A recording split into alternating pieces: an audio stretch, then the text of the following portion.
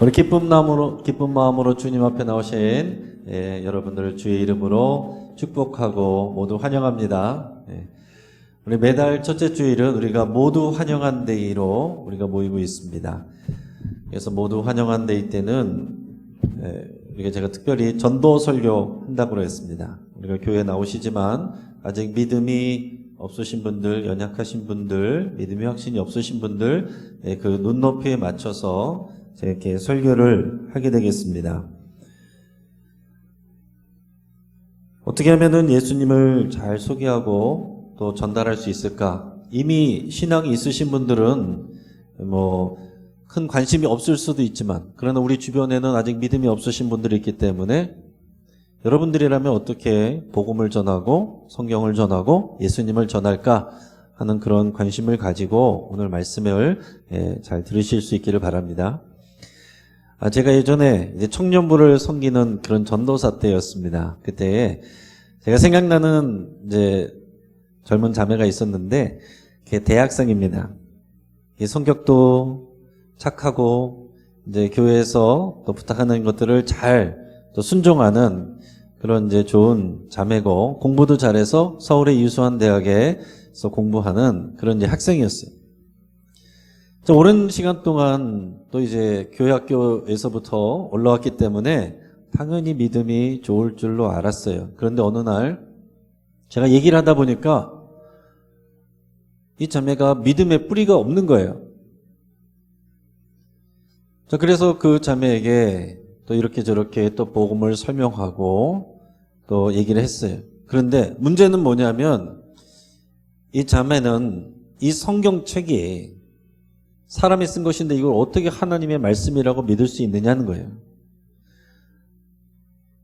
그러니까 모든 설교는 다 성경 말씀인데 성경이 하나님의 말씀이란 것을 받아들이지 못하니까 전혀 다 은혜가 되지 않는 거예요. 그냥 성격이 착하니까 교회는 나오고 예배 때는 앉아있지만 그냥 믿는 것처럼 한 거죠. 그래서 오늘 우리가 본문 말씀과 같은 내용으로 모든 성경은 하나님의 감동으로 돼 있다. 이건 다 하나님의 말씀입니다. 이렇게 얘기를 했어요. 근데 그게 받아들여지지 않는 거죠. 어차피 그 내용도 성경에 있는 내용인데 성경에 있는 내용을 가지고 성경을 증거하면 그게 어차피 논리적으로 오류 아닙니까? 맞는 얘기거든요. 논리적으로는 그럼 안 되죠. 그 당시에는 제가 더 이상 해줄 말이 없어서 좀 안타까웠어요. 오늘 우리가 예배하는 저와 여러분들 가운데도, 이 자리 가운데도 같은 생각을 하는 분들도 있을 거예요. 교회는 오래 나왔지만 그러나 내가 아직 성경이 하나님의 말씀인지 모르겠고 그 안에 증거된 예수님을 나의 주님이라고 내가 구원의 확신이 있지 않고 인격적으로 만났다라고 말할 수 없는, 그래도 여기서는 그냥 믿는 것처럼 아는 것처럼 그렇게 계신 분들이 있을 수 있어요. 그 후로 제가 이제 일산에 있는 교회로 갔는데 거기서는 이제 그 신앙에 대해서, 복음에 대해서 이렇게 설명을 해주는 알파쿠스라는 프로그램을 제가 이제 맡게 됐습니다. 나중에는 더웨이라는 이름으로 바뀌게 됐는데, 아무튼 이 복음에 대해서 또 신앙 생활에 대해서 이제 10주에서 12주 정도 이제 매주 이제 믿음이 없는 분들을 초대해 가지고 그분들에게 설명하고 또 소그룹으로 나눠서 그 말씀을 가지고 같이 토론도 하고 교제도 하는 이제 그런 시간이었습니다. 이제 거기에는 이제 정해져 있는 내용이 있는데, 이제 예수님을 전해야 되는데 그 예수님을 전할 때 그 앞부분에서 그런 부분이 나와요. 성경 외적인 증거를 가지고 그것을 믿을 만한 책이다라는 것을 증거하는 내용이 나옵니다. 여러분, 우리가 이미 믿는 사람들에게는 특별히 관심이 없는 내용일 수 있어요. 그러나 객관적이고 합리적인 증거를 설명을 원하는 그런 사람들에게는 그게 굉장히 중요한 부분이거든요. 저는 그 부분이 참 좋았고, 그리고 그때 제가 청년 사역할 때 그 자매가 생각났어요. 제가 미리 알았으면 이런 부분을 소개해 줬으면 참 좋았을 텐데, 그 부분을 제가 잠깐 한번 설명을 드려보겠습니다. 여러분, 성경에 기록된 내용들을 보면 우리가 예수님에 관해서 충분히 알 수가 있어요. 근데 문제는 뭐냐면 말씀드린 것처럼 이 책을 어떻게 하나님의 말씀이라고 믿을 수 있느냐라는 겁니다. 이 책은 어차피 사람이 쓴 책인데 이 책을 어떻게 하나님의 말씀이라고, 진짜 하나님의 말씀이라고 이것을 믿을 수가 있느냐 하는 거죠. 여러분 어떻게 생각하십니까? 또 뭐라고 대답하시겠습니까? 이걸 좀 더 논리적으로 질문하는 사람들은 이렇게 물어봅니다. 성경이 과연 사실이냐?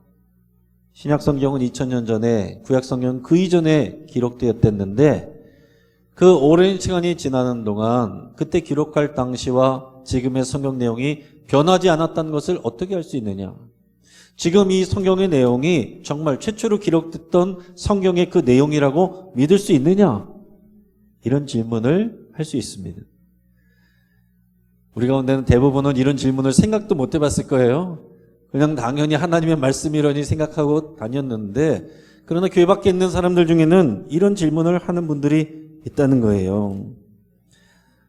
여러분, 처음 기록된 성경의 원본, 처음 성경이 쓰여졌을 거 아니에요. 그 성경의 원본이 어디에 있습니까? 어디에 보관되어 있습니까? 다 여기 교회 다니신 지 오래되셨으니까 여러분 얘기를 해보세요. 성경의 원본이 어디 있습니까 지금? 성경의 원본은 없습니다. 왜 없느냐? 그 당시에는 제지기술이 없었어요. 그래서 이 파피루스라고 하는 이 수생식물, 그를 길게 잘라서 압착해서 말려가지고 종이처럼 그 파피루스에다가 이제 기록을 남겼습니다. 그런데 이게 시간이 지나면 마르고 부서져요. 보관이 어렵습니다. 그러니까 그것이 부서지기 전에 얼른 다시 사람이 일일이 베껴 써야 됩니다. 그것을 사본이라고 해요. 그 원본은 당연히 오래됐으니까 남아있지 않고 사본들만 남아있는 거예요. 자, 그러면 우리가 그런 생각할 수가 있죠. 자, 그러면 사본들이 있다면 여러 번 반복하고 베껴서 쓰는 그런 내용들 가운데 내용이 달라지고 변질될 가능성이 있지 않겠느냐. 또 오랜 시간 베껴 쓰는 동안 사람들에 의해서 내용이 달라질 수도 있지 않느냐.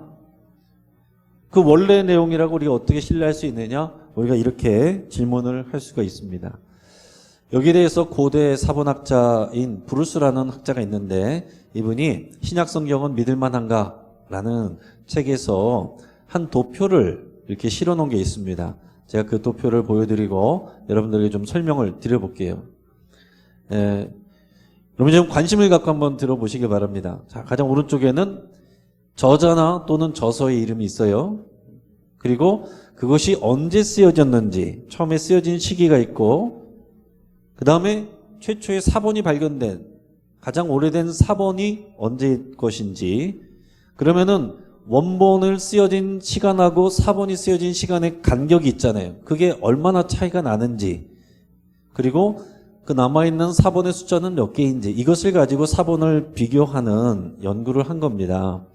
자, 그런데 맨 처음에 나오는 이 고대 그리스 역사가인 헤로도투스라는 사람은 주전 BC 480년경, 430년경, 그러니까 주전 대략 450년경 정도의 여러 가지 글들을 썼습니다.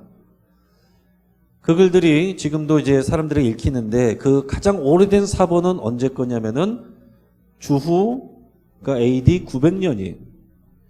자, 그러면은 시간 간격이 원본과 사본 사이의 간격이 1300년이에요. 이것도 우리가 일반적으로 생각하면은 굉장히 오랜 간격이 있잖아요. 그런데도 그것을 신뢰할 수가 있겠느냐라고 했을 때 사본이 몇 개가 남아있느냐, 이게 또 중요합니다. 근데 그 사본이 8개가 남아있다는 거예요. 근데 8개가 남아있는 걸 쭉 비교해 보니까 내용이 다 같아요. 그러면 이것은 이 사본들은 원본의 내용이다. 이렇게 인정을 하는 것입니다. 자, 그 다음 보면은 또 이제 타키투스라는 로마의 정치가이자 역사가가 나오는데 그 글 같은 경우에는 주후 100년에 쓰여졌어요. 그리고 최초의 그 글의 사본은 언제냐면은 주후 1100년에 쓰여진 것이 남아 있습니다. 그러면은 그 간격이 1000년이죠. 헤로도투스보다 간격이 줄었습니다. 그리고 남아있는 사본은 20개나 돼요. 그렇기 때문에 앞에 있는 헤로도투스의 글보다 훨씬 더 이것이 객관적으로 신뢰할 수 있다. 이렇게 평가를 하는 거예요.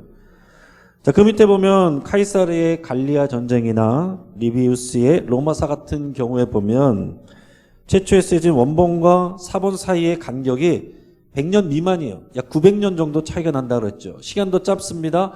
그리고 사본은 9개, 10개에서 20개.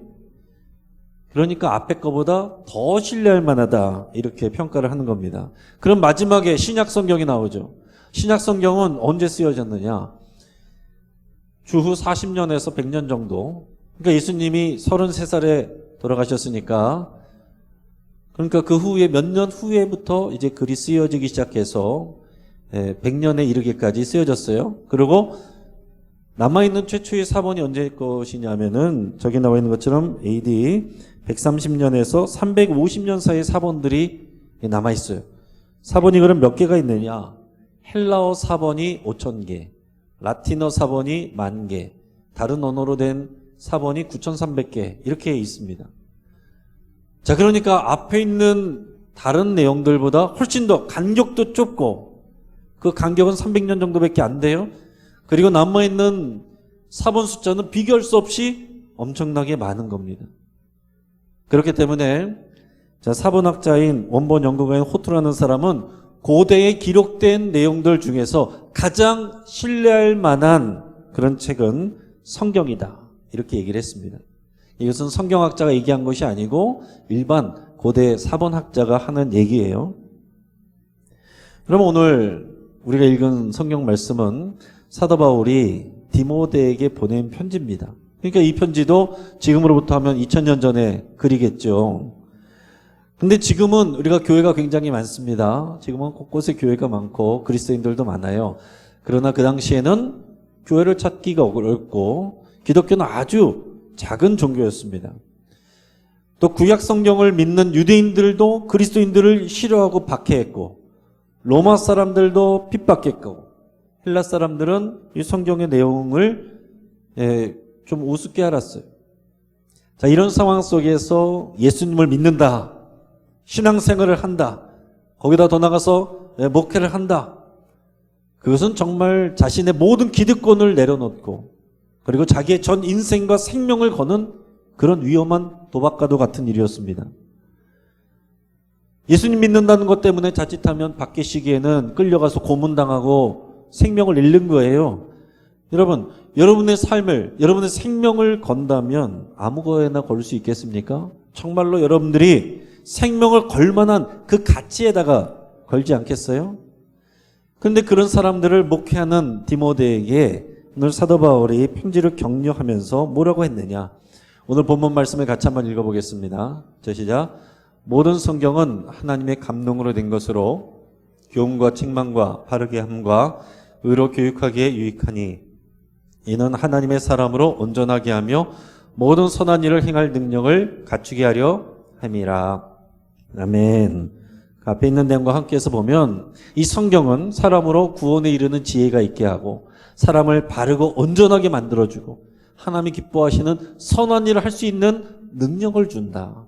그러니 이 성경을 잘 읽고 성경을 부지런히 잘 가르쳐라. 이런 권면을 한 거죠. 이제 후배 목회자에게. 바울이 이 편지를 쓸 때 말하는 이 성경은 구약 성경입니다. 그 당시는 신약 성경이 없었어요. 우리가 읽고 있는 이 신약 성경은 한참 후대에 주후 397년에 이것이 이제 확정이 됩니다. 지금 우리가 성경이라고 읽고 있는 이 사도 바울의 이 편지 내용은 그 당시 그냥 개인적인 편지였어요. 그러나 이런 바울 사도나 그 당시 다른 사도들의 이런 편지들은 그 당시 초대교회 성도들에게 굉장히 권위가 있었고 그들에게 복음을 가르쳐주고 하나님의 뜻을 또 예수님의 가르침을 전하는 아주 중요한 그런 가르침의 통로가 됐습니다. 그리고 시간이 지나서 오늘 이 본문에서 말하는 것처럼 정말로 하나님의 감동으로 된 성경이 되어서 지금 우리 손에 들려있게 된 거예요. 오늘 이 본문의 말씀이 우리에게 와 닿을 수 있기를 바랍니다. 여러분, 모든 성경은 사람들이 썼습니다. 그러나 오늘 본문에서 뭐라고 그랬어요? 하나님의 감동으로 되었다라고 그랬습니다. 하나님의 감동으로 되었다. 그래서 우리가 이 말을 들을 때 물론 하나님께서 사람들을 막 최면 상태, 혼수 상태에 가게 해서 막 받아 적게, 기계적으로 받아 적게 한 게 아니에요.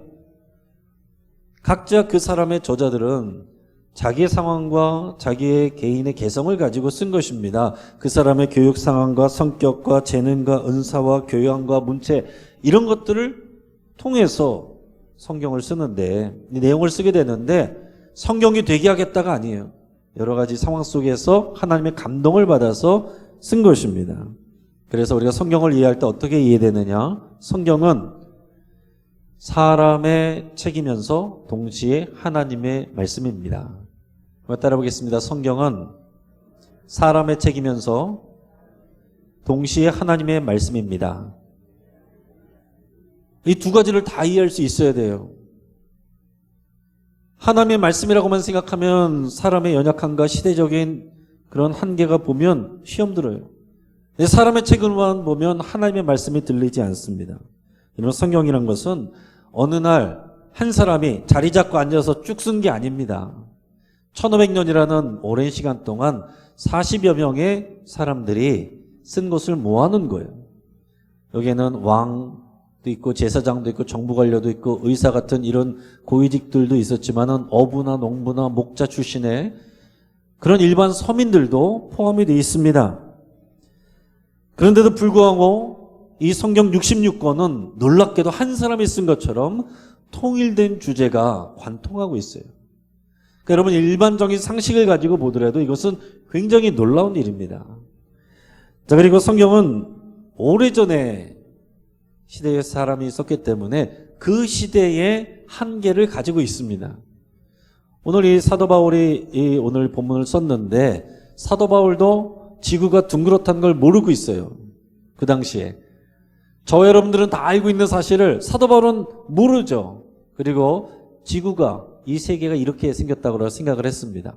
땅은 평평하고 처음과 끝이 있고 밑에는 죽은 사람이 가는 스월이 있고 그 아래는 바닷속에 괴물이 살고 있고 위에는 하늘별 달들이 떠 있고 그 위에는 하늘의 물들이 있고 뭐 이런 식으로 생각을 했습니다. 그래서 사도 바울은 내가 땅끝까지 이르러서 복음을 전하겠다. 그 땅끝이 스페인인 줄 알았어요. 스페인으로 가려고 했는데 하나님은 그를 어디로 인도하셨냐면 로마로 인도하셨어요. 그래서 로마에서 결국 복음 전하고 감옥에 갇혀 있다가 죽게 됐는데 결국 로마가 복음화되고 로마가 복음화되니까 유럽이 복음화되고 유럽이 복음화되니까 거기서 아프리카로 아메리카로 아시아로 복음이 흘러 저와 여러분들에게까지 전해져서 이 자리에 우리가 함께 예배하고 있게 된 것입니다. 놀라운 하나님의 역사죠. 근데 그렇다고 해서 그 당시에 성령님이 하나님께서 사도 바울에게 아니야, 지구는 둥글어, 이런 거를 굳이 가르쳐주지 않으셨어요. 왜냐하면 그 시대의 한계를 가지고서도 하나님께서 하나님의 말씀과 의도를 그 뜻을 전하는데 전혀 어려움이 없으시기 때문에 그런 것입니다. 그러니까 성경은 사람의 한계와 연약함이 분명히 들어있는데 그럼에도 불구하고 성령의 감동으로 우리에게 하나님의 말씀을 전달하게 하는데 문제가 없다라는 것입니다. 우리가 읽고 있는 성경은 한 권이 아닙니다. 한 권으로 묶어놓은 것이고 여기에는 66권의 책이 들어있는 거죠. 구약에는 39권, 신약에는 27권의 성경이 들어있어요. 근데 이 66권이 언제 정해졌냐면 주후 397년에 카르타고에서 열린 종교회의에서 기독교 지도자들이 모여서 구약 39권, 신약 27권을 정경이라고, 하나님의 말씀이라고 이렇게 결정을 한 것입니다. 자, 그러면 우리가 사람이 결국 결정한 거 아닙니까? 난 이 말씀이 좋아, 난 저 말씀이 좋아, 자 투표해보자, 이렇게 정한 게 아니에요. 다 거기에는 원칙이 있습니다. 구약 성경 같은 경우는 오래됐기 때문에 이견이 별로 없어요. 그러나 신약 성경, 새로 이제 이것이 하나님의 말씀을 인정할 것이냐, 여기에는 굉장히 많은 고민이 있었겠죠. 기준을 가지고 결정하게 되는데 이런 것들입니다.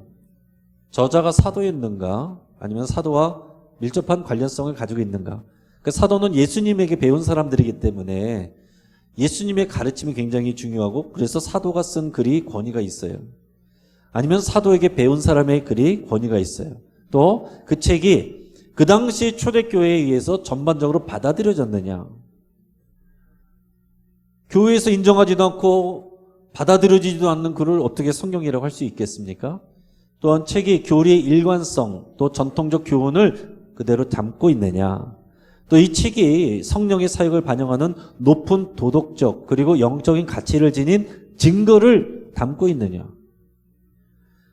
자, 그러니까 이런 기준을, 엄격한 기준을 가지고 본다는 것은 무슨 얘기입니까? 사람이 결정하는 게 아니에요. 성경이 성경됨을 스스로 증거하는 것입니다. 그래서 그 증거를 가지고 성경으로 인정할 수밖에 없는 것들을 분류해서 우리가 지금 보고 있는 성경으로 정경화한 거예요.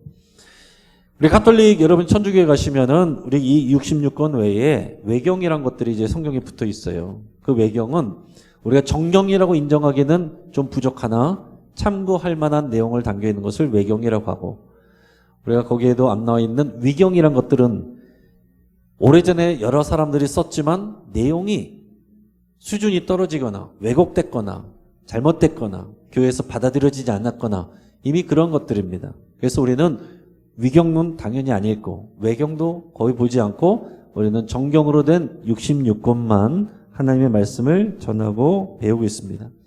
자, 그러니까 이것이 정경이냐 하나님의 말씀이냐 아니냐 이거를 구분하는 것은 사람들이 그냥 투표해서 정한 것이 아니라 그 말씀이 되는 분명한 증거가 되는 기준이 있었다는 거예요. 그 증거와 기준에 미치는 것이 이 66권이고 그 아닌 것들은 우리가 지금 읽지 않고 있는 것입니다. 여러분, 모든 신앙의 근거는 성경이에요. 하나님의 말씀을 우리가 하나님의 말씀으로 받을 때 우리의 믿음이 생겨나는 것입니다. 로마서 10장 17절을 같이 읽어보겠습니다. 그러므로 믿음은 들음에서 나며 들음은 그리스도의 말씀으로 말미암았느니라. 아멘. 여러분, 세상에 교훈 주고 감동 주고 지식을 주는 책 얼마든지 있습니다. 그러나 예수님을 만나게 해주고 우리에게 영생을 주고 올바른 진리 길로 인도하는 것은 성경 외에는 없어요. 우리가 그 믿음으로 성경을 대해야 되는 겁니다. 같은 성경이지만 우리가 어떤 태도로 다가가느냐에 따라서 성경은 전혀 다르게 우리에게 역사할 수 있어요. 어떤 분은 이 성경을 그 하나님의 말씀으로 받기보다는 부적처럼 대하는 분들이 있어요. 읽지는 않는데 누군가 밤마다 귀신 꿈꿔. 그러니까 성경 배구 잡아. 성경을 머리에 배구 잡아. 아니면은 성경책 그래도 한 권은 차에다 놓고 다녀. 하나님이 지켜주셔. 여러분, 하나님의 말씀에 있지 않고 부적처럼 쓰는 분들이 있어요. 그럼 어떤 분들은 성경의 말씀보다 성경책 자체를 너무 소중하게 여겨요. 그래서 성경 말씀을 읽기보다는 성경을 어떻게 잘 깨끗하게 보관할 것이냐. 그래서 집에다가 거의 모셔놔가지고 산지 오래됐는데도 항상 새 책처럼 잘 보관하는 분들이 있습니다. 여러분, 만약에 여러분들이 돌아가시고 나서 자녀들이 이것은 우리 부모님이 남겨두신 늘 읽던 성경 말씀이야 딱 펼쳐봤는데 새 책처럼 깨끗하면은 여러분 얼마나 부끄럽습니까? 성경은 깨끗하게 보는 책이 아니에요. 줄도 긋고 동그라미도 치고 배운 것도 적기도 하고 내 생각을 써놓기도 하고 지저분해야 되는 거예요. 그래서 더 이상 쓸 것이 없어서 또 다른 책으로 바꿔야 될 그런 마음을 가지셔야 됩니다. 내 삶에 최소한 성경 그렇게 적어가지고 두세 권은 내가 바꾸리라. 이런 계획이 있어야죠. 그리고 여기저기 기도하면서 여러분들이 흘린 눈물 자국은 좀 있어야 되지 않겠습니까? 어떤 사람들은 인문서로, 인문학적인 책으로 보는 사람들도 있어요. 그러면 인문학적인 가치에 우리만 그런 이유만 있습니다. 어떤 분들은 예배 때 들고 나오는 참고서로 보는 분들이 있어요. 요즘에는 스마트폰도 있고 또 스크린에서도 보여주니까 아예 안 갖고 오시는 분들이 많죠. 그건 괜찮아요. 성경 말씀을 읽는 게 중요하니까. 그런데 성경 말씀을 예배 때만 필요한 걸로 생각하는 것은 문제입니다. 하나님의 말씀을 생각하는 게 아니죠. 예배 때 필요한 참고서로 생각을 한 것입니다. 그런데 어떤 분은 정말로 이 성경을 오늘 살아서 역사하시는 하나님이 나에게 주시는 하나님의 말씀이라고 정말 받는 분들이 있어요. 나에게 주시는 사랑의 편지로 받는 분들이 있어요. 그러면 어떻게 됩니까? 그의 삶이 변화돼요. 똑같을 수가 없어요. 그의 성품이 변하고 그의 인격이 변하고 삶의 목적이 변합니다. 내가 교회를 오래 다녔는데도 불구하고 나에게 그런 변화가 없었다고 한다면, 예전이나 오늘이나 영원토록 우리가 동일하다고 한다면 내가 정말 하나님의 말씀을 하나님의 말씀으로 받지 않은 겁니다. 내가 교회 오래 다녔기 때문에 내가 잘 믿는다고 착각하는 것일 수 있는 거예요. 오늘 새로 출발하는 마음으로 성경 말씀을 하나님의 말씀으로 여러분이 새롭게 또 받으실 수 있기를 바랍니다. 어느 고등학교에서 선생님이 학생들에게 그런 얘기를 했어요. 여러분들이 만약에 무인도에 가게 되면 어떤 책을 가져갈래? 뭐 이런저런 얘기를 했는데, 자, 선생님은 너희들에게 두 가지를 추천한다. 하나는 백과사전이고 하나는 사전이야. 성경이야. 어느 여학생이 이 말을 감명 깊게 들었습니다. 그러고 나서 졸업하고서 이 여학생은 초등학교 교사가 됐어요. 근데 잘 있다가 건강이 안 좋아져서 폐결핵에 걸렸습니다. 결핵에 걸려서 13년 동안을 병상에서 지내게 되는데 정말 아무것도 할 수 있는 게 없어요. 정말 무인도에 갇힌 것 같은 느낌이 들었을 때 선생님이 하신 말씀이 생각이 났습니다. 그래서 어떤 걸 읽을까 하다가 성경을 읽기로 결정을 했어요. 그래서 성경을 읽게 됩니다. 처음에는 무슨 내용인지도 잘 모르겠고, 근데 계속 읽다가 보니까 성경이 자신에게 말을 걸은 것처럼 느껴졌습니다. 거기서 예수님을 보게 됐어요. 알게 되고 만나게 됐습니다. 그래서 예수님을 믿는 크리스찬이 됐어요. 또 주변에 신실한 크리스찬들이 세 분이 있어서 그분들이 자신을 도와주고 또 이 말씀 가운데 또 말씀을 깨달을 수 있도록 도움을 주어서 신실한 크리스찬이 됐습니다.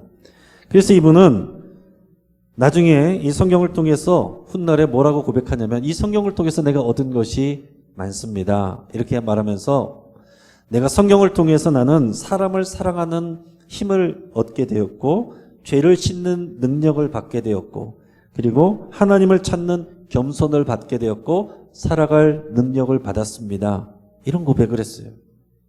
그래서 이분이 그런 깨달음을 가지고 글을 쓰기 시작했습니다. 그래가지고 처음 소설을 써서 문단에 발표를 했는데 그것이 문단에서 크게 화제가 됐습니다. 그 작품의 제목은 빙점이고, 이 작품을 바탕으로 세계적인 작가 반열에 오르게 된 저자의 이름은 미우라 아야코, 일본 작가입니다. 이 미우라 아야코는 성경 말씀을 통해서 믿음을 갖게 됐고요. 또 그리고 이 성경을 통해서 삶의 목적이 달라졌어요. 그래서 그의 삶의 목적은 하나님의 사랑을 전하는 것, 그리고 글을 쓰는 목적도 이 글을 통해서 하나님의 사랑을 전하는 것, 이렇게 바뀌게 됐습니다. 그래서 실제적으로 미우라 아야코의 소설이나 에세이를 읽는 사람들 중에서 많은 사람들이 성경에 대해서 관심을 갖게 되고, 그래서 성경을 읽게 되고, 그래서 예수님을 만나게 되는 그런 아름다운 열매들이 많이 맺혔다고 합니다. 사랑하는 성도 여러분, 오늘 우리가 읽은 성경 말씀에서 사도 바울이 디모데에게 보낸 편지예요. 사도 바울도 여러분 생각해 보세요. 사도 바울은 평생 동안 구약 말씀을 읽었습니다. 그런데 예수님을 몰랐어요. 그는 예수님을 믿는 사람을 핍박하고 그들을 잡아다가 감옥에 가두는 것이 하나님을 위한 일이라고 생각했어요. 그런데 초월적인 방법으로 예수님을 만났고 그의 삶이 바뀌었는데, 그런 체험적인 신앙 때문에 갑자기 선교를 하게 된 게 아닙니다. 굉장히 혼란에 빠졌죠. 최소한 3년 아라비아 광야에서 그는 혼자 있다가 갑자기 나타납니다. 그럼 혼자 뭐 했느냐? 그동안 배웠던 말씀, 읽었던 말씀, 잘 안다고 생각했던 구약의 말씀을 다시 읽은 거예요. 다시 읽어보니까 이 모든 구약의 말씀이 그 예수 그리스도를 나타내는구나 하는 것을 깨닫게 된 것입니다. 똑같은 말씀이었는데 예수님을 만나고서 보니까 전혀 다른 말씀으로 다가오는 겁니다. 그래서 예수님을 전하게 됐어요. 사도 바울은 체험적인 신앙이지만 그를 성숙하게 한 것은, 그를 이끈 것은 성경 말씀입니다. 이 말씀을 받은 디모데는요, 별로 그런 기적적인 체험적인 일은 별로 없어요. 그러나 어려서부터 말씀을 배우고 그 그 말씀 속에서 자랐습니다. 마찬가지로 디모데도 이 말씀을 통해서 목회하고 선교하고 전도하는 하나님의 일을 하게 된 것입니다. 사랑하는 성도 여러분, 모든 성경은 하나님의 감동으로 된 하나님의 말씀입니다. 저와 여러분들에게 오늘 말씀하고 계신 하나님의 편지예요. 하나님의 음성입니다. 우리가 이것을 하나님의 말씀으로 받아들이면 하나님의 역사가 우리 가운데 일어납니다. 처음에는 우리가 성경을 읽지만 우리가 하나님의 도우심을 구하는, 성령의 감동을 구하는 겸손한 마음으로 진지하게 다가가면 나중에는 성경이 나를 읽어요. 내가 성경을 판단하는 것이 아니라 성경이 나를 판단하고 성경이 나를 만들어가고 성경이 나를 변화시킵니다. 어떤 분은 교회 나온 지 얼마 되지 않았지만 그런 것들을 경험하고 간증하는 분이 계시고, 어떤 분들은 교회 오래 나왔지만 그런 경험을 남의 이야기로만 알고 계신 분들도 계십니다. 오늘 어떤 상황이든지 간에 오늘 성경을 하나님의 감동으로 우리에게 걸어오시는 하나님의 음성으로 여러분 만나시기를 주의 이름으로 축복합니다. 같이 한번